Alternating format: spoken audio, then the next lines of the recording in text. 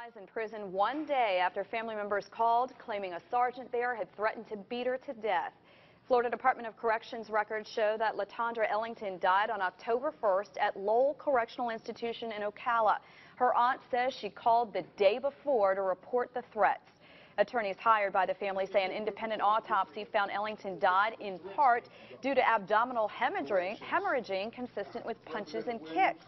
They were joined by the NAACP today in calling on the U.S. Department of Justice to investigate Ellington's death and the deaths of other inmates, too. Hold those accountable who, one, made her feel threatened, but two, who took her life. And she was not sentenced to a death sentence. And the Department of Corrections certainly owed her far greater protection than it offered it. An FDLE spokeswoman says the agency did respond to the scene and is investigating Ellington's death. DOC, meanwhile, says it is following new guidelines that were announced just last month for investigating unattended deaths.